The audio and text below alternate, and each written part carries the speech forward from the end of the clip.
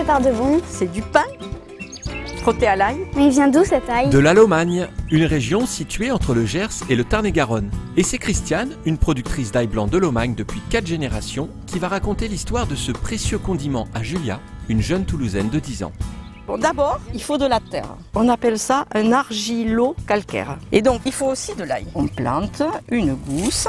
Ouais. Ah ben, tu peux y aller, Julia. Allez, plante une gousse, voilà. Fini la plantation à la main, le dos courbé et les doigts dans la terre. Aujourd'hui, c'est une machine qui plante les gousses d'ail tous les 10 cm. Maintenant qu'on a tout planté, qu'est-ce qui va se passer? Bah, tu vois ce champ, il va falloir 6 mois à la plante pour à la fois faire ses racines et puis pousser.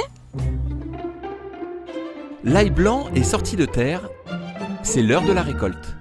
Bon ben voilà, on va démarrer sur cette arracheuse d'ail et démonstration.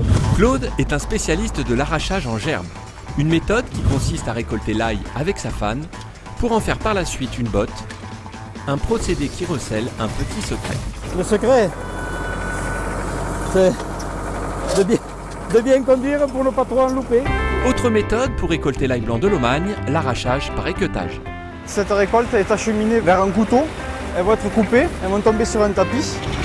Et une fois la récolte terminée, l'ail va continuer son parcours pour arriver dans des séchoirs. Ça, c'est du séchage traditionnel sur des barres. Et donc, le vent, tout doucement, va faire son travail, comme ton séchoir à cheveux. Et il existe un autre mode de séchage, plus moderne, mais qui n'enlève rien à la qualité de l'ail. Vous avez l'air qui arrive? On ventile l'ail qu'on a mis dans des récipients.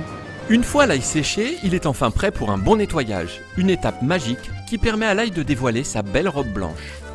Alors, ça, c'est le travail qui est fait à la main avec un couteau spécial pour l'ail. On appelle ça ou blanchissage ou nettoyage. La touche finale, la présentation. En vrac, en filet ou en tresse, la méthode la plus traditionnelle. Et pour Julia, le tressage, c'est inné. Après avoir appris l'histoire de l'ail blanc de Lomagne, Julia est récompensée par une grosse tartine de pain frotté à l'ail, accompagnée de son grain de raisin. Est-ce que c'est bon? Oh oui, on sent que tu le manges avec plaisir.